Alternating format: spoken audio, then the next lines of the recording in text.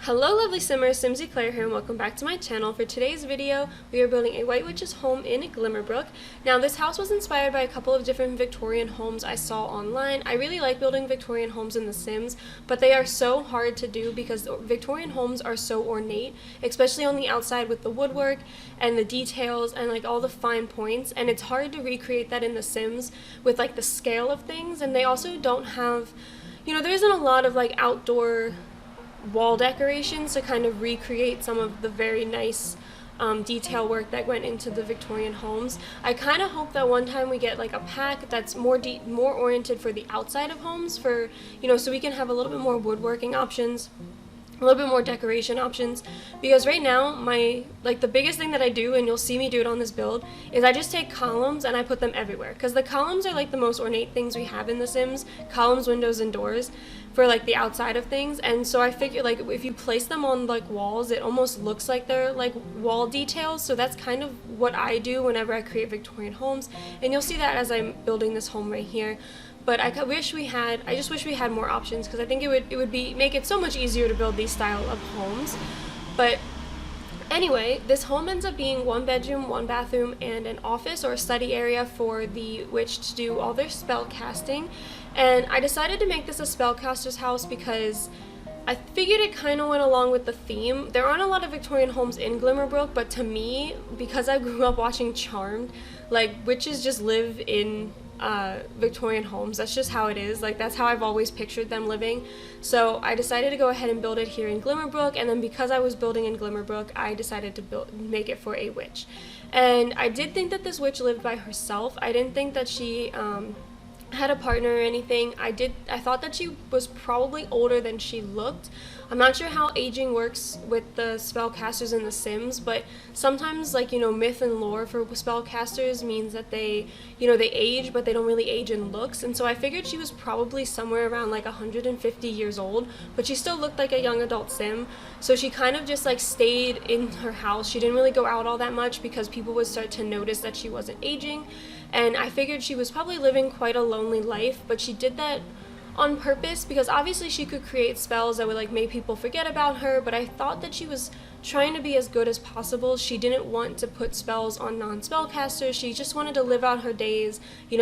She had her garden. Maybe she's using her garden and like she has a spell in her garden to help Glimmerbrook like thrive, because Glimmerbrook is a very beautiful world and it has a lot of plants and trees. So I thought that maybe that was partially because of her. She has like a spell on the town to keep things growing and keep things alive. And maybe if you're like playing with her, maybe if she visits the witch world of Glimmerbrook one time, maybe she can come back and something can happen and her spell gets damaged and like things can start to like go awry or something. I also just watched Halloween Town, so I kind of had that storyline stuck in my head. So I do apologize if that storyline seems just a little too familiar. I am ready for fall.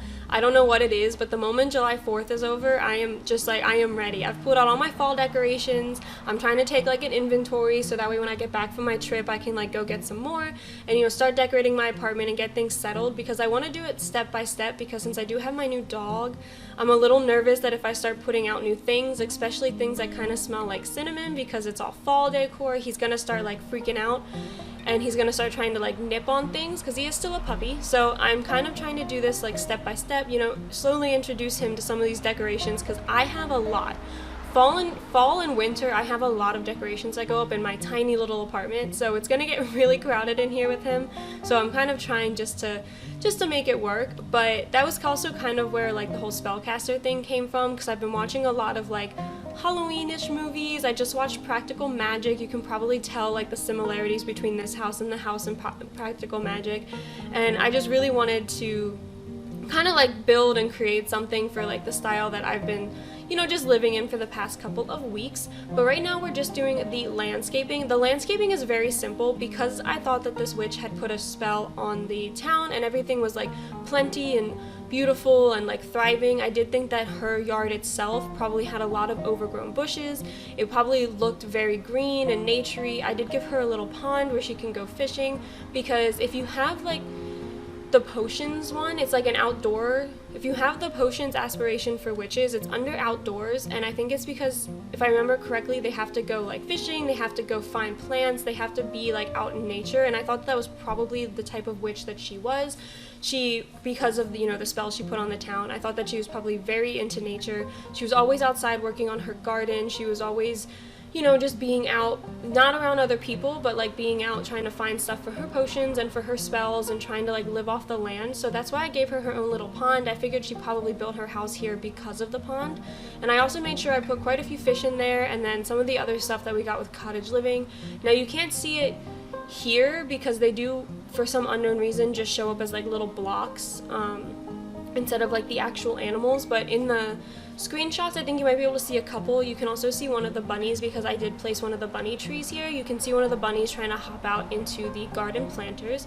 But now we're on the inside, and for the inside of this house I wanted to go half and half with Victorian and with spellcaster, because the spellcaster stuff that we got with Realm of Magic is very opulent, I want to say. It's a lot. There's a lot of detail, and it's also very like fancy, you know, there's a lot of crystals in it, and I thought that this witch was a little bit more down to earth than what some of the furniture for that pack like lent to. So I wanted to kind of do 50-50 with some base game Victorian items, and then we also got the paranormal stuff pack, so I did some of that stuff, and I wanted it to be Victorian but also have like little splashes of the spellcaster stuff around as well, because obviously they are a spellcaster, so they would have some of this stuff, but I did think that they kind of lived a little bit, you know, below their means. They didn't take anything more than they needed to. They didn't craft anything more than they needed to. So that was kind of the idea for the decor and the inside of this house.